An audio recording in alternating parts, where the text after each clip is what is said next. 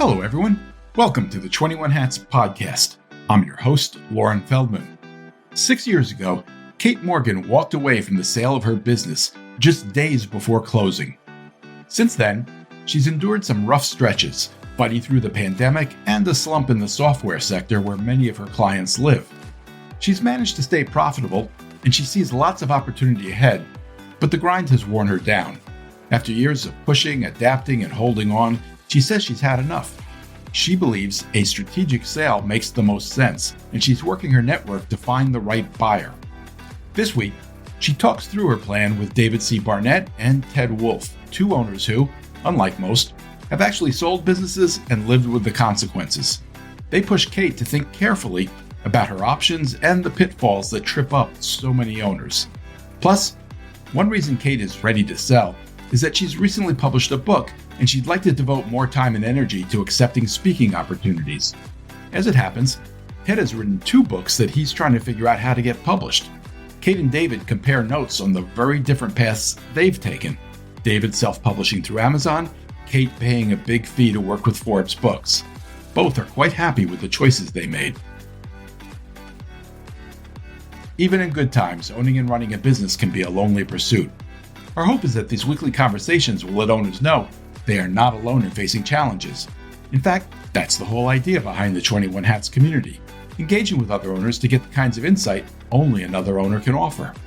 If you're interested in learning more, you can sign up for the Morning Report newsletter, which offers examples every day of owners confronting challenges and seizing opportunities. Just search the 21 Hats Morning Report to subscribe. Joining me this week on the podcast are David C. Barnett, who is based in New Brunswick, Canada, and helps people buy and sell businesses. Kate Morgan, who is CEO of Boston Human Capital Partners, which is based in Boston and offers recruiting and fractional HR services. And Ted Wolf, who is CEO of GuideWise, which helps businesses implement AI and is based in Lancaster, Pennsylvania. The episode is titled, I'm Looking for an Exit.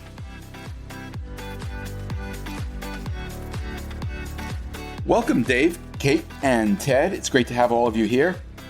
Kate, I gather you've come to an interesting decision about your business. Want to share what that is? So, humble brag, I am a best-selling author, not only through Amazon, multiple categories, but now Barnes & Noble. And what I'm finding is that my business is picking up in rapid step. And as I start to look at where I'm going to spend my time and energy, I'm a little concerned with how I don't have the capacity to be focusing on both. In order to take on the increasing demand, it will require a lot more heavy lifting. So what I'm doing is actually I'm considering an exit, but I want to be a little bit more strategic. So 6 years ago, I had an offer and I backed out because of COVID and I wasn't sure if I was going to get my earnout. And here I am at this crossroad and I'm thinking about how to approach exiting with a very different lens. And in part that is, I don't necessarily want to work with a broker. I think my concern with going with a broker is I know how it works. It's sort of like if you sell a house, you got to make sure you're always available. Otherwise, if you're not showing your house, your realtor is going to kind of kick you to the curb. So I don't want to be in this position where I don't necessarily think it's a good idea to bring an owner operator in. I think it actually would be a great acquisition to pair within a consulting firm or something like that. So yeah, that's kind of where my head's at. A couple of things, Kate. One, you said you're concerned about your ability to focus on both. And I'm not sure what you meant. By both, did you mean both running the business and promoting your book? Correct, because you don't make a ton of money off of books. It's more speaking engagements and the like. And I literally have not been able to really get any time to start building out speaking modules. I have one, and I want to have 5 that really supports all of my work. No matter how successful your efforts are in promoting the book, that has kind of a limited shelf life at some point that will recede. What do you imagine you would do then if at that point you have sold the business? Well, a couple of things. I think this has a lot more longevity because everything in there is not like flashy new things. Like if you look at the book Who, right? That's been out for years and it's still a bestseller, right? I'm also looking at this from the perspective of being on the wrong side of 50, and I have a husband who's going to be retiring. So I've done very well financially. So it's not really about as much the money aspect as the time and quality of life and happiness perspective. Fair enough. You expressed some doubts about using a broker. I'm sure David and Ted will have some thoughts on that. But the first time you tried to sell your business and had an offer and came very close to selling it, did you use a broker that time? I did. And I'm not knocking that experience. The broker I was working with, she was wonderful. It just wasn't a very enjoyable experience with having all these tire kickers come. And the way I'm looking at this is I realize that loans are hard to get for people because I'm not cash strapped. I'm looking at doing seller financing. So I think it's like actually an amazing opportunity for the right buyer. And what's your alternative to using a broker? How are you thinking about getting the word out there and finding that right buyer? I was thinking about going on this podcast, 21 Hats. And in which case I get the fee, correct? Yeah. I'm sorry, my mic isn't working again. I'm having trouble with my audio. Yeah, so I have been being a little strategic. So I've been going out and I've had 2 conversations so far. I'm having a third tomorrow. Conversations with other companies. Prospective acquirers? Yeah. The first was interesting because our model for talent acquisition and HR services, we don't work on contingency. And because of that, even though a lot of firms have taken big hits, I've still remained very profitable. So I went to somebody that has more of like a traditional headhunting firm and retained search. And he was very concerned about it cannibalizing his current business. But to be honest with you, it's like, well, maybe it should cannibalize it because I was very profitable where the last couple of years he hadn't been. The next was actually working with, so a lot of the accounting firms and payroll companies, they're starting to look at how to go broader and deeper in their clients. So I do have one conversation that's already, being considered because they grew the HR side. I think my HR side has a lot more legs, and we have a lot more industries that they're not in. So it could be very attractive to that person. By reputation, that person is not probably a good fit for me personally. The third, I think, is actually a really good potential fit because they do more business consulting and they already are trying to do a little bit more in the talent acquisition HR space. Dave, what else would you like to know? Do you have questions you would want to ask Kate? So first, some reassurances. So there's no hard data about exactly what percentages of businesses actually change hands using a broker or not. But my best guess is like 80% of businesses change hands without one. Oh, interesting. It's the vast majority of business transactions are done without an intermediary or an add-on biz buy sell or something like that. And almost like you're starting off by talking about the tactic of seller financing. Most business transactions involve some degree of seller financing, so it's great to hear that you're open to that. But it's not the place I would begin because you're talking about several different decisions that all come in an order of dominoes, and we're talking about maybe 3 or 4 of the 21 hats here. So at the beginning of the episode, you talked about how you wanted to focus on the book and do some speaking and things like that. So I would say that you are choosing a career change, number one. And then there's the conflict with your existing job. You feel an obligation to that employer because you own that business. So you're trying to manage that in a smart way, right? Yeah. When deciding to put the business up for sale, then you have to find the right buyer. It's only after you have a buyer, you've agreed on a price, et cetera, that you can really entertain the decision of, to what degree do I want to finance this transaction? Because that in part is going to depend upon who the other party is and what degree of confidence you have in them, because that hat is actually a banker hat, because you're literally lending someone money to acquire something of value from you. And so these things I think need to be taken one at a time. And I mean, you're not alone. A lot of people make the decision, hey, if I had the option, I'd sell today, but then they don't take action. They don't hire a broker.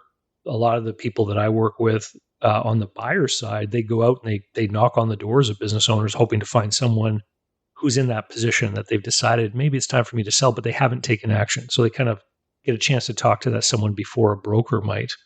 You seem to have a pretty good idea of who you might want to sell it to. The one thing that business brokers do deliver is they can deliver competition for a profitable, well-run business. So it really depends on the experience you have. For you to go out and talk to a few people you think may want to acquire and then try to work something out with them and then later decide to go to a broker if nothing works, you wouldn't be the first person to go down that kind of path. Well, that's good. It's nice to know that I'm not just crazy. Yeah. If I could ask a couple of questions, this is Ted, Kate. I think you mentioned you were in the headhunting area. Is that correct? Well, so headhunting is commission driven. We're talent acquisition and HR consulting services. Okay. Can I ask just a couple questions about you? Yeah. Where do you get your excitement? What do you find thrilling in a business? It's kind of funny. I was actually leading an accelerator program yesterday, and that question came up from the facilitator. And I really enjoy being the thought leader and the authority. I think what is really become a grind is I've had my business for 15 years now. And, I've grown it to be exceptionally profitable. And then COVID hit. And then, PPP loans is kind of weird because, again, that felt like a felony when they gave you a big lump of money. But we did fine. And then we're in this situation where, the software market tanked 3 years ago. Well, now it's come back with a feverish pitch. And that matters because you focus on placing people in tech companies? Well, again, I hate that sort of narrative. The narrative is, no, we help high growth VC-backed companies. That's our ICP. So we don't think about placing the people. We think about how we'll build companies. So yes, the bulk of it was software. Now we're in life science, and we, are also catering to no tech, low tech industries. Most people in my industry, they're super myopic and they only will work in one industry. And all of those companies tanked hard, where we still were very profitable. But now it's coming back with such a veracity that, I have to think about how to rebuild my company to the power it was before COVID. That takes a lot of heavy lifting. So am I correct in saying then drinking martinis on the beach looks a little more attractive to you right now at this stage of your life? Oh my gosh, it's like you're reading my mind. Yeah. I think it, but it's twofold, right? It's also setting my team up to be super successful and giving them more to go with their career. They're all, they're young, they're brilliant, they're hardworking. So I want them to have a career path. Yeah. Have you ever heard of the term quality of earnings? No. Okay. Most people, when they sell a business, and Dave, you probably have a lot more information and statistics than I do. but they look at EBITDA and then get the multiple, and then they'll say, this is what I'll get, and then take my tax considerations in place. I'll take my employees into consideration. And then when they get to the bottom line, they look at it and say, wow, I'm not really selling this for what I thought I was on that opening number. And then they hit quality of earnings. And quality of earnings is what you'll go through. And I think you're probably big enough that they'll want to go through a quality of earnings exercise with you. And it's kind of like EBITDA with receipts, meaning prove every single thing that you claim in your business. And they go into extraordinary detail. Most people are not prepared for that quality of earnings exercise in any way, shape, or form. And they haven't planned and run their business to prepare them for it. So that'll be an exercise and something that will definitely tax your thinking ability. Yeah, I am a huge advocate. So I haven't heard of that term, but that's why I was going through the sale before, like legit. I called off the sale 7 days before our close.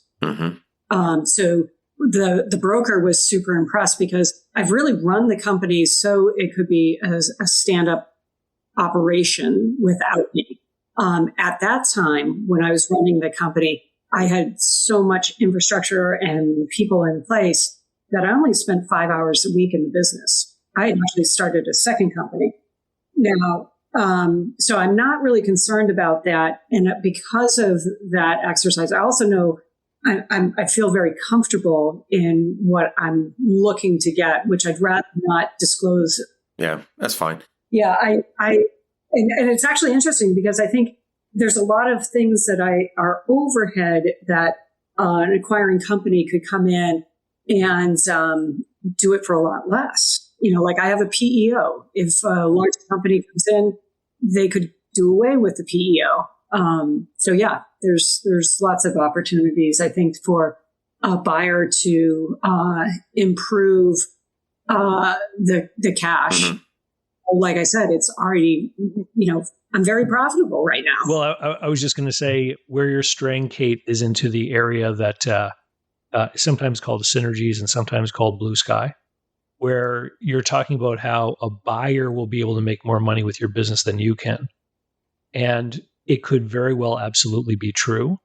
But most buyers are going to sit and think about that. And they're going to think, I'm the one who's going to be doing the work to achieve those higher earnings. Why am I paying Kate for the work that I'm going to have to do to achieve those things?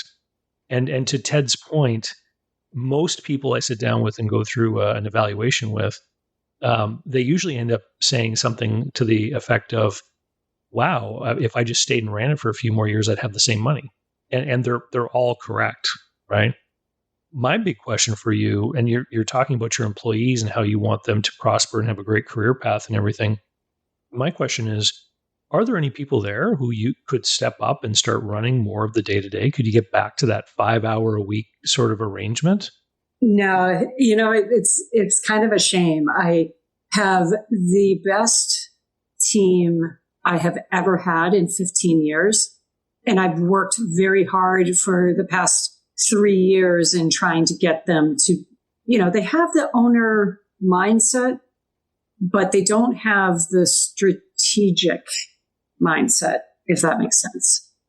So the passion and the brilliance is there for day to day, but I struggle even seeing them being, really great managers to hire and manage folks. So if I could ask, I started out years ago, my brother and I, we worked for IBM, left. We started a headhunting firm, and then staff augmentation in the technical area ended up being acquired by Iron Mountain Corporation. Reason why we got out of the business is we did everything we could do without putting our houses, every asset we have back on the line with the bank so we could expand real depth nationally. We were national, but not to the depth we needed to. So near and dear to my heart, what you said you were doing, and certainly understand it. I would say to you, one of the first things to think about after you make the sale is your identity. Right now, you're probably wrapped up in the thought strategy, the thought leader concept, and the book is certainly satisfying that. I can understand it. But I know so many people who have sold their business they think they want to drink martinis on the beach. And after a while, that gets boring. And then they just start listening to Fox News or CNN. That determines their life. They go a little stale. And then they ask, and it's always, how do I replace the adrenaline rush that I fell in love with when I had the business? But at the time, I hated the adrenaline rush. So then they may start doing a little side stock trading. And that's where they get their excitement. And that's the biggest formula for disaster right there. So think about down the road, what do I want to really do when I retire? Because some people, it's not this way with everybody, but some people, when you retire, it's the 800 number to the emergency room because they just go stale and they lose their discipline and their edge. Just think about it. But it sounds like if you want to start this other business, you're actually starting another business with being the author. You're in a startup situation again. Mm-hmm. They're hard to do. I've done a number of them. You're going to work harder then than now. I would just ask you to think about and consider, maybe if I beef up my work aspect, it might go really well from the standpoint of I get in managers who can run it for me, as Dave was asking in effect, and saying, I can have passive income here if I can get the right people. Yeah. And see, that's, again, I have done very, very well. So I don't need the lump sum out of the gate. I don't even actually mind, because if I have this platform for thought leadership, any opportunities that filter through from my thought leadership to the new company, that I'm fine with. I need to go somewhere. Kate, how important is your reputation and people's awareness of you and what you've done in the book and everything? How important is that to your business? So, yes, people know Kate Morgan in the industry, but I don't do the work. My team is so good that they're actually helping to draw in the new business. They'll say, hey, I know you worked with XYZ company. I'm reaching out. How important is it to your new author and speaking business to be the owner and associated with your recruiting business? Not necessary. I don't believe so anyways. Okay. But you're saying that right now is a great opportunity over the next decade for your business to grow because of what you see upcoming. Correct. But I'm also seeing that the market is actually coming back so quickly. And there's no one in the firm that you think could take your role. Correct. So there's another option which a business broker would never lead you to, but I'm going to share it with you here. And that's because business brokers want transactions that close so that there's a price and they can charge a commission, et cetera. Mm-hmm. Yep. So the other option is for you to go find the younger Kate or who is out there already with their own business that could be smaller than yours, that doesn't see an acquisition of your company as being possible, but you let them bring their firm in and become your partner. But that person becomes the day-to-day managing person. Yes, and that's exactly how I sort of envision this, but not necessarily in my space. That I think there's so many adjacent, companies, firms, that this becomes an add-on and it could be really attractive. Mm-hmm. Are they going to be able to run it? Yes. Would a bunch of accountants be able to run your business? Actually, yeah. If you have a really strong operator, the team, we have all of our training modules, we have our processes all really well documented. So yeah, actually, that I don't think that would be a problem. Kate, if that's the case, it sounds like it should be a possibility to bring in somebody from the outside to take over your role and let your team run with some training and guidance. Is that something you would consider? No, because it still requires a lot of energy and time that I really don't feel like managing. I just don't feel like managing it. Yeah.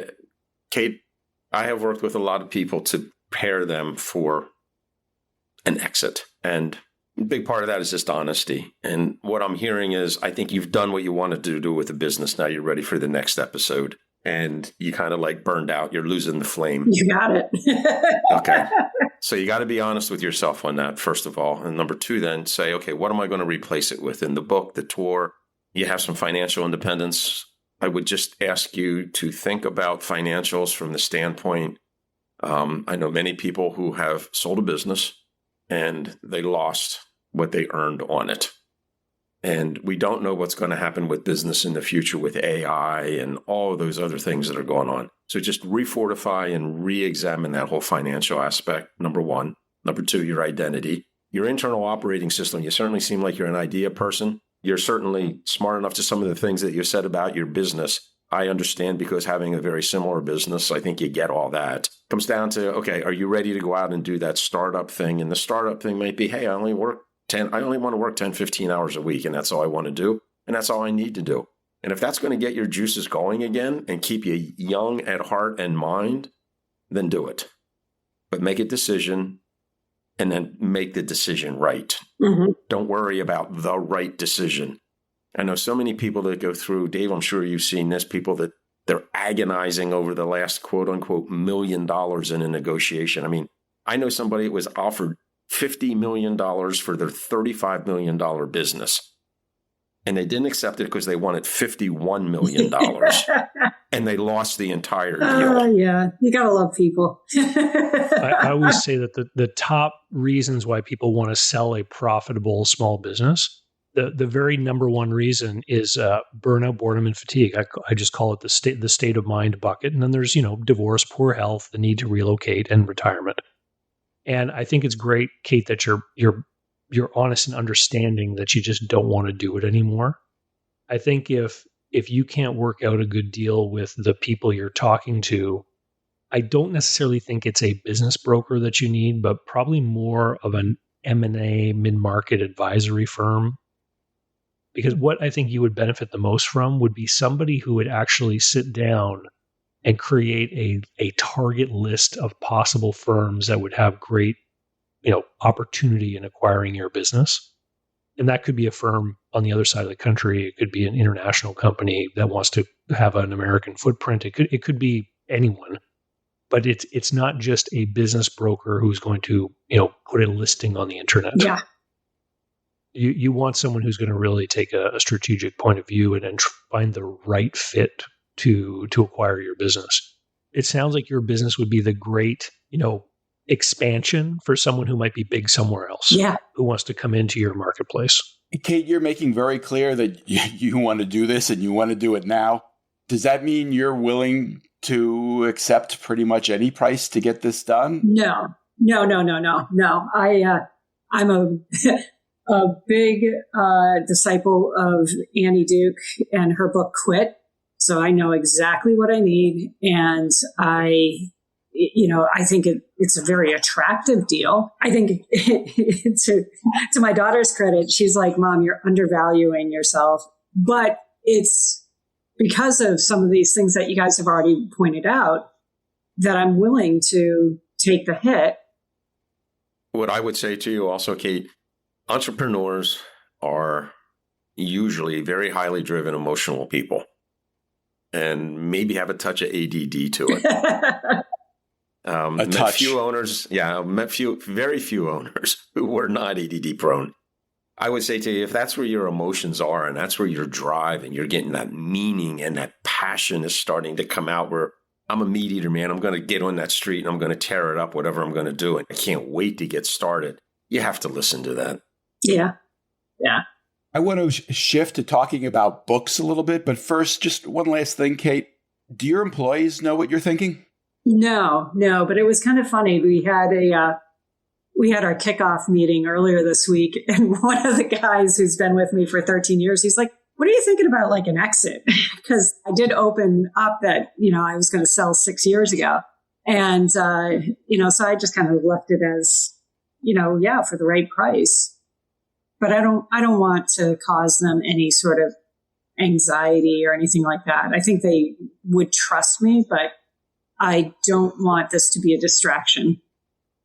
So it's interesting that you bring up the employees because, there's different stakeholder groups in a business. Obviously, there's the owner, but there's employees, customers, etc.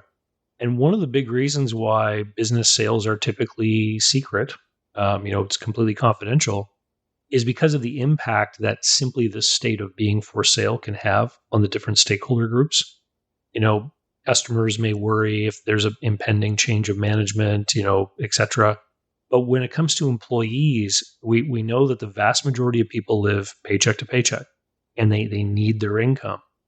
And if people worry at all that there could be some impact on their employment, if they worry that, the new owner might not like them, or maybe the business is really for sale because it's not doing well, or maybe Kate might just close it down if she can't find the right buyer, or maybe the new owner has a cousin who's going to come take my job. These are all reasons why people become nervous, when they work for a business that's for sale. And the best employees you have always have employment options. Mm-hmm. And so you know these people pretty well because you work with them.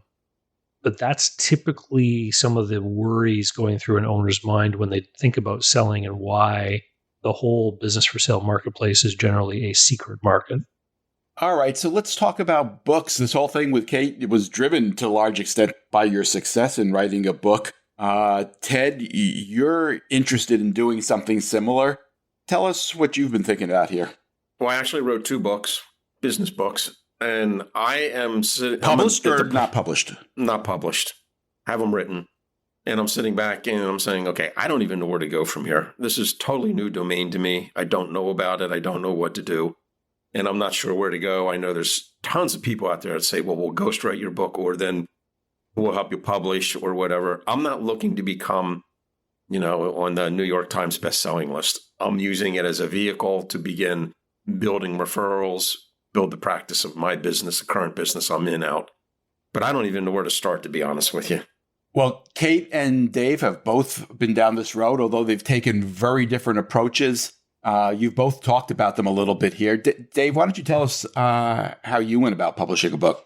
Yeah, I used Amazon's what they call Kindle Direct Publishing. And basically, you write your book, in Word or whatever you want to use. And then I think the first time I did it, I actually downloaded a template from them, which was basically just a blank book with the margins and everything already set. And you set up your book and make sure it looks nice on your computer screen, and then you upload it, and then they create a PDF proof. The first few books I did, I hired freelance artists off of the different freelance websites to create covers for me and stuff. And then I just promoted them myself. And I never really looked to create the next bestseller. I was more or less looking to create tools that would help me in the sales for my business and give me credibility. And they have ended up being incredibly great sales generators. My first book came out in 2014. I've learned since that time that there are a lot of people who, when they have a particular problem or question, they go looking for a book on the topic. And if one of my books addresses that topic, people will buy it, they'll read it, and then sometimes they'll reach out, or at least they'll join my YouTube audience or come into my sphere in some way. And then I've got a chance at doing business with them. One quick question, if I could ask you, Dave. Yeah. Why'd you choose a book versus an ebook? Well, so back in 2014, not many people knew about an ebook, and they are all available on Kindle, and most of them are also available on different websites I run as PDFs too. And almost all of them are now also available as audiobooks as well. And I'll tell you, audiobooks are important because audiobooks seem to be far more popular than ebooks and print books combined now. Mm-hmm. And are you doing the audiobook yourself through Amazon, or are you taking a different route on the? The first books I did, I recorded them all myself, and it's an incredible amount of work. Yes. It's unreal. I used basically a recording app on my iPhone and the microphone I'm talking to you on right now. So it was a better quality mic. But then I hired a person, again, a freelancer who's a sound engineer who then prepped them all according to Amazon specs. It's called ICX. But now they've got a new AI tool. And so the last 2 books that I updated and put out, I tried their AI tool, and it lets you choose different voices. And I chose, sort of a generic, accented voice that I thought was kind of approximate to mine. And my thought was, hey, you know what? I'm going to offer this for sale. And if people return it because they don't like it, then I'll know that it doesn't work. And that was 6 months ago, and people are buying it and nobody's returning it. So I think the technology has gotten to the point where people are accepting it. And what did this process cost you, Dave? Oh, just my time and whatever I paid freelancers. There was no fee to Amazon? The printed books are print on demand, and they've got these machines in different places around the world. So if someone orders a book in Europe, it gets printed in England. And if someone orders a book in Canada, it's printed here, or in the States. I think there's a couple of different spots. But there's no inventory, so you don't have to have a garage full of 10,000 copies. And of course, the electronic ebooks and the audiobooks, it's all electronic files. Before I ask Kate her approach, Ted, why don't you tell us what are the topics of your two books? Well, the one book is how to prepare a business for an exit or putting in a succession plan or to go out and get funding. And the reason for that is because I think there's a lot of individuals that are in this. I'm not sure if I want to sell. I think I do. Dave, you might know this, but my last statistics that I found was about 30% of businesses that want to be acquired actually get acquired. And everybody doesn't think that way. They think, well, I got a great business. I'm making profits. So somebody's going to buy this business, but it isn't that way. So that was one book. And the other book is it's a methodology on how you would actually manage change within your business. Every company is going through massive change. And a big part is people's resistance to change. And that's what the second book is about. How do we get people to adopt change and start using it to produce work? And change from technology, change from a sale, change could even be promoted to a new position. So they're the two topics of these two books. Well, Ted, actually, the Business for Sale website, Biz by Sell, publishes a report every quarter. And the last couple that I saw were pretty consistent. About 80% of the businesses that get listed there on that website do not sell. So it jives, and I know that runs a gamut from the very smallest of businesses to some in the mid-market, but it jives perfectly with what you're saying. There's a big difference between a business that puts money in someone's pocket versus a transferable going concern. Exactly. And that's exactly what I address, right? Kate, you took a different approach. Can you tell us how you published the book? Yeah, so I worked with Forbes, not the Authority Group, but the actual Forbes. Well, let's be clear. There's a company called, I forget exactly what the title is, but they have a Forbes imprint there. It's not the actual people who work at Forbes magazine. Right. Correct? Well, it's Forbes Books. Right. And this company, which is based in Charleston, South Carolina, has a deal with Forbes, the magazine publisher, and they publish books under that imprint. Correct. And that's like the upper echelon, when you look at it. So I went that route, and because there is the direct correlation to Forbes, and I also get to have featured pieces on it. So it's not just publishing through that organization. It's all of the other things that come along with it, because the one thing we did back out was doing PR. They couldn't figure PR for me. But yeah, I spent a boatload, and it has been... You've told us before how much that was. Yes, it was $200,000, but I'm super happy with it. I wouldn't change a thing. Like I said, I've been on 15 different categories as bestseller on Amazon, and I was able to get the badge because it was also organic, not paid. I am also now, I think I was number 5 on Barnes and Noble. And just to be clear, Kate, you paid $200,000 for this, but you didn't hire a ghostwriter. You wrote the book yourself, right? Correct. They did give me my book coach, who, my God, if I didn't have her, I'd have a pamphlet. I wouldn't have a book, because there's so much unconscious competence that I have. And she'd be like, no, you have to explain this. And so that, she really helped make it what it is today. So, Ted, an obvious question. You're a big AI guy. Have you asked ChatGPT or Claude or anybody else what the best approach to publishing a book would be? I asked it, but it gave me mixed results in my mind, to be honest with you. I tend to go towards Dave's avenue. I'm not looking to become a bestseller. I'm looking to help people because, when you want to be acquired, generally preparing your company takes 3 to 5 years to do that on average. So I'm looking for it to build business more than I am becoming bestseller. I'm just in my own mind at that divide right now. I'm not sure. I don't have the conviction to go one way or the other. Is there anything that we can help you with as you figure out how to proceed? Well, Kate, you went to Forbes, and that's a well-known name, kind of a marquee, if you will. Yeah. There are so many other people out there that say this is what you need to do, and I don't have the confidence to make what I'll call an informed decision because I've never done this before. So my first tip in the water would probably be following what Dave said and following that whole Amazon route because I'm not looking for it for income. But on the other hand, I'm looking at it though and saying, what doors will this open for me that I could take advantage of? So I want it to be a door opener in multiple ways. And I guess I've learned in my business, the best clients that I have, I get from referrals from other people. So I want to talk to other people who have done it, such as the two of you. And Kate and Dave, thank you for your inputs.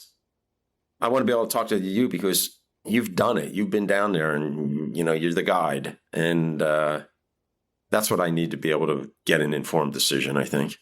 A book like this could very well be a good moneymaker for you. You just have to figure out who you could sell it to in volume. So, for example, helping someone get their business ready to sell would be something that might be interesting to a business broker trying to develop a pipeline of potential listings down the road. And so, maybe you could be selling them by the boxful to people like that. It's what you want to make of it. Dave, I'm an editor, so I'm inclined to believe that every writer needs an editor. When you published the book yourself and took it to Amazon and took your Word file and put it in, had you written it yourself and then submitted it to someone else to help you, to review it, to give you feedback, or did you just do it all completely yourself?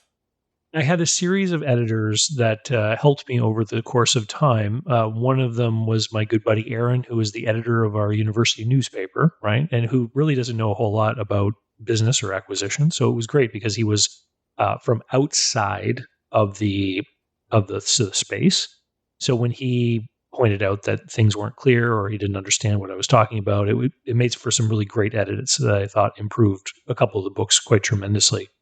And then as my online audience grew, I actually had people who would send me messages saying, hey, if you want an editor for your next book, I'd be more than happy to help out. And so a couple of the more recent books have been sort of have been edited in that fashion. So, and I think it's been a very helpful part of the process. What I did for editing, honestly, I used AI. I wrote the book and then I fed it into Claude and then I fed it into ChatGPT and asked them to be the editors and come back with advice, instructions, and things like that. I can't compare it against a human because I didn't have a human actually edit it, but it gave me excellent feedback. Kate, did you use AI at all in your process? No. I and I use AI quite a bit throughout my workflow of my day, but there was one point that I did try to use it, and more for kind of just restructuring my thoughts, and it was junk. We're just about out of time. One last question, Kate. I know from following you on LinkedIn that you managed to get your book on a billboard, your book and your face on a billboard in Times Square. Was that part of the $200,000 fee, or how did that happen? No, that was a nice little add-on gift that they gave me. They just did that for you? Yeah, it's a little bit of a story. They lost my audio recording, and they felt really bad about it. The one that you'd worked really hard on creating? Yeah. Wow.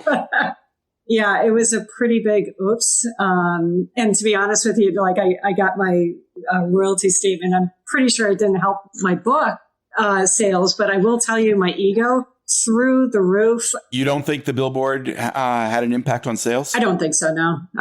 Not from what I'm really seeing. I mean, there was a big uptick, but they were doing a big promotion on the ebook, the Kindle version. So I think that was just more organic growth. I think the point is to get your photo taken in front of it, isn't it? Yeah. Totally. to frame and put on the wall? There you go. There you go. As you drink that martini on the beach. You got it. All right. My thanks to David Barnett, Kate Morgan, and Ted Wolf. Really appreciate it, guys. Thanks for sharing.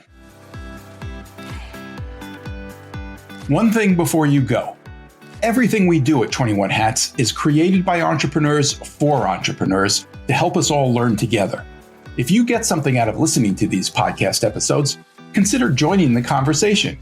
You can do that by joining the 21 Hats Sounding Board, a Slack channel where you can tap the wisdom of a very smart crowd, or by becoming a founding member and joining our monthly Zoom forum, where you can be part of conversations much like the ones we have on the podcast. You can sign up for both by subscribing to the Morning Report. If you have any questions, you can email me at lauren@21hats.com. And if you get something out of this podcast or out of the Morning Report, please tell a friend, tell an enemy, tell every business owner you know. Your word of mouth, owner to owner, will always be the most effective way to build this community for all of us. Thank you. It means a lot. This episode was produced by another entrepreneur, Jess Stuberon, founder of Blank Word Productions. Thanks for listening, everyone.